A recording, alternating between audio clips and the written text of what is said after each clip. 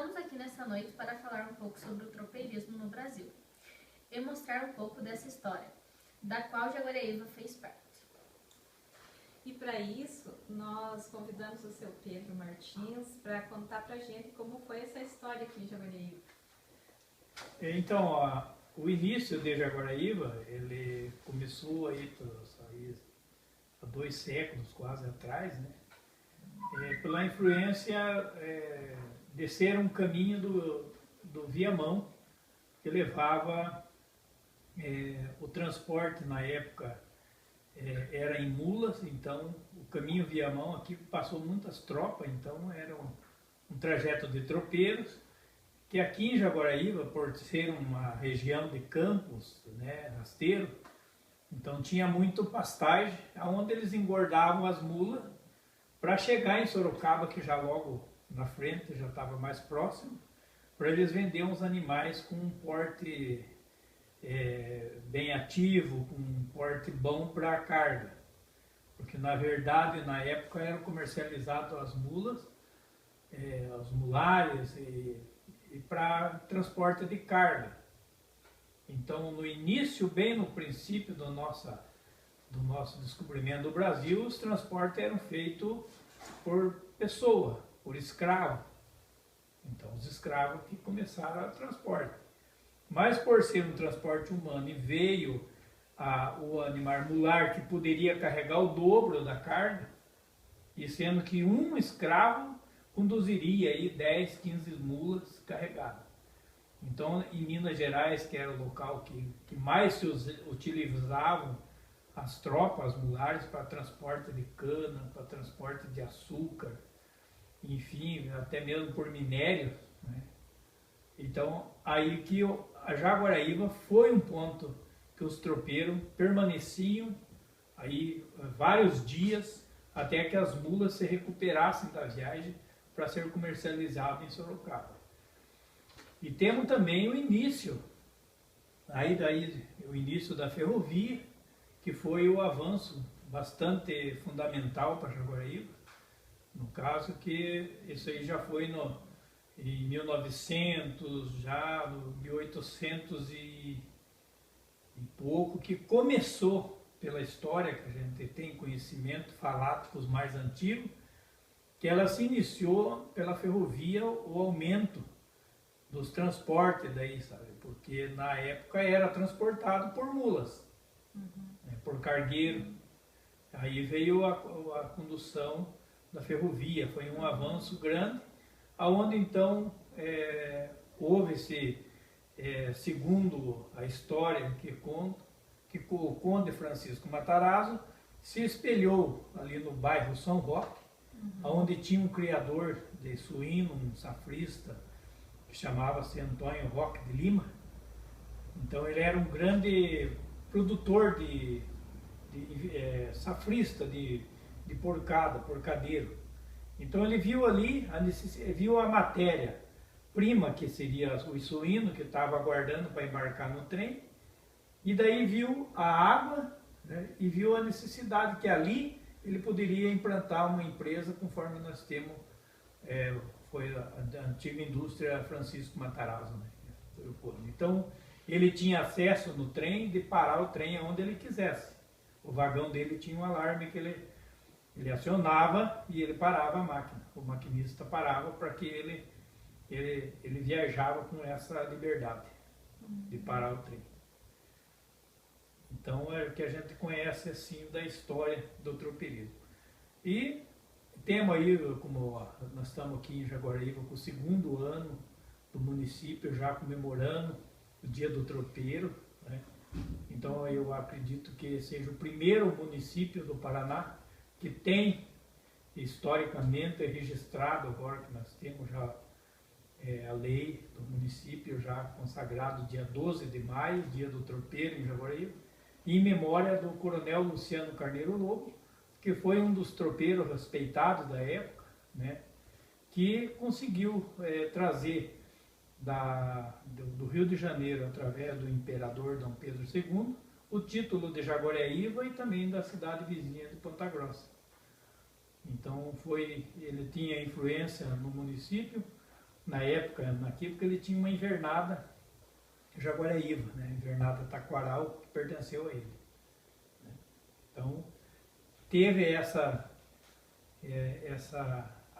hoje a nossa alegria de nós ter a nossa cidade, não tão tamanho de Ponta Grossa, né? Porque já na época Ponta Grossa já era um movimento mais grande, já era um entroncamento lá, né? E nesse momento ele trouxe então o título de Jaguaraíva junto, na mesma viagem que ele fez. Onde tem histórias, né, de familiares daqui que acompanharam eles, né? Que nós temos até assim, história contada da família Rodrigues das Neves, que então é conhecido como a família Fidalgo, né? Porque ele levou, nessa comitiva que ele foi ao Rio de Janeiro, ele levou Damásio Fidalgo, que acompanhou ele, ajudando na condução de uma tropa de novilhas, que ele levou para pagar o título de Jaguaraíva e Ponta Grossa. E Damásio ele foi um grande lidador com criação. Então lá teve uma arena e foi feita uma apresentação, conforme hoje nós temos as Olimpíadas, né? Então ele fez uma apresentação para o imperador Dom Pedro II, e aonde ele recebeu uma homenagem, né? Mas tinha recebido em dinheiro. Só que ele falou que ele não queria em dinheiro, então que ele recebesse uma espada fidalga, que ele pudesse entrar em qualquer departamento portando ela, onde ele foi agraciado com essa espada, então ficou conhecido como Damásio Fidalgo. Então é um dos que acompanhou o Coronel Luciano Carneiro Lobo. Então ele foi um dos tropeiros daqui do município que fez parte dessa comitiva. Dessa história também, né? Que também não pode ficar por esquecido. Não, né? não deve, né? Não deve. Não deve, e acaba que com o tempo vai caindo no esquecimento. Né? Exato. Por isso que Exatamente, foi mais por isso que a gente colocou, né? Exatamente. Então é uma das pessoas que a gente tem assim, esse conhecimento, e ele tem hoje os descendentes, como teve os filhos dele, né? Ainda conhecia um dos filhos dele, né? Então ele foi uma das pessoas que acompanhou o Coronel Luciano Carneiro Lobo nessa viagem. Olha só, eu não sabia dessa parte da história. Eu procurei, não achei. Interessante, mas muito obrigada então, seu Pedro, pela Ajuda e história. exatamente. E Aprendizado, né? o transporte em Mulares era muito importante porque, na verdade, eles transportavam, né, nas mulas, era transportado charque, toicinho, né? Era transportado sal, então era tudo a lombo de mula. Uma mula, a capacidade dela para transportar em peso é 40 quilos. Daí com mais a cangaia, ali os apretexos, acaba sendo 60 quilos. Então daria 20 quilos de matula e daí líquido 40 quilos. Que era o transporte. E viajava no dia em torno de 40, dependendo do tempo, era 40 quilômetros, 45 até 50 quilômetros de distância. Faziam praticamente o trabalho que os caminhoneiros fazem hoje em dia?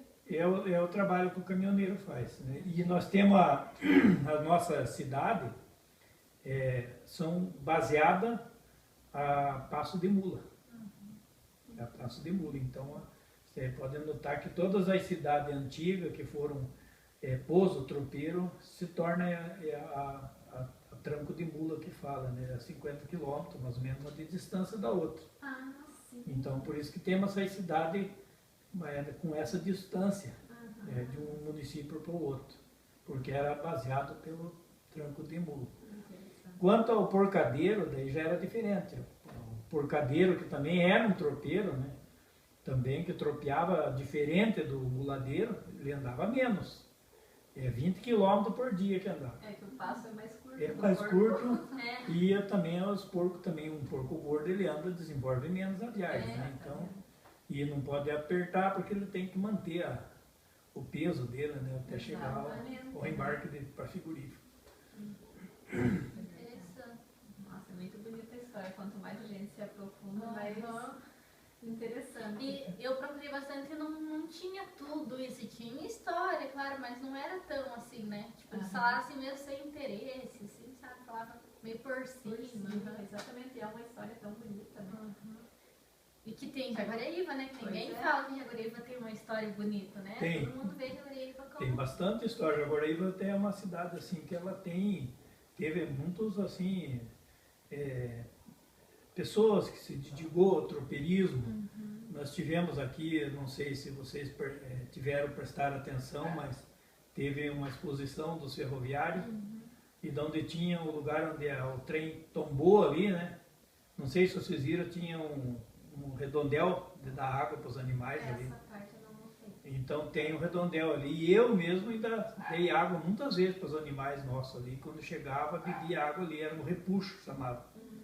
Era um redondel, como temos na praça hoje, embelezando a nossa praça. Aquele tempo tinha para favorecer os cavaleiros que vinham. Então tinha aquele lugar ali que dava água para os animais. Então chegava ali, era carroceiro, charreteiro, cavaleiro, todo dava água para os animais ali. Quem criou aquele repuxo ali para favorecer foi eu não conheço, não cheguei a conhecer ele, lembro muito pouco dele, mas ele foi vereador, o seu Pinheirão. Foi ele que foi um vereador que viu aquele lado no início de Jaguaraíva, que fez aquele benérico para as pessoas. E tinha um potreiro, onde hoje nós temos a nossa torre da Rádio Jaguaraíva, era um tropeiro, ali era um potreiro que era arrumado pela família dos Delgado, e eles arrumavam aquele potreiro para o pessoal soltar os cavalos ali, sabe? Isso já quando Jaguaraíva já estava em andamento como cidade. Então tinha aquele piquete que ajudava o pessoal do sertão que vinham, pernoitavam, e deixava os cavalos ali porque tinha água, tinha um pasto bom, uma grama boa, então permanecia ali. Que legal, então, mas muito obrigada, seu Pedro, pelas informações, por ter ajudado a gente. E a gente conhece assim, mais alguns trechos que depois veio vindo ainda quando quando funcionou o nosso abatedouro, o nosso matadouro, que até ganhou o bairro lá, era bairro Matadouro, né? Tinha um abatedor de bovinos ali, não vinha transportado por caminhão, vinha por terra. Então havia aquela necessidade de, quando vinha a tropa, sempre era bastante boiarado, né? Então vinha tocado por terra, não vinha embarcado. Então os açougueiros, quando eles compravam o lote de boi e era tocado por terra. Então era uma preocupação até com as pessoas que transistavam.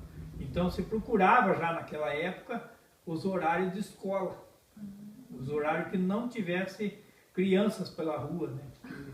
Que viajavam por terra, os bois, né? Então eles vinham tocado por terra. Então esse daí ainda eu presenciei muitas vezes.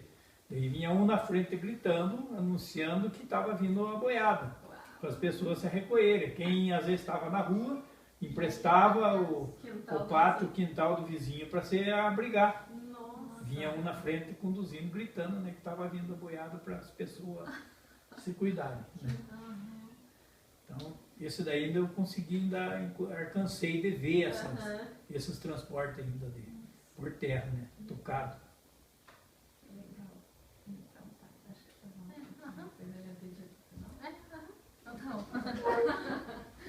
Nossa, mas esses dias eu tava na casa do meu tio lá e ele tava falando sobre esse esquema do transporte de porco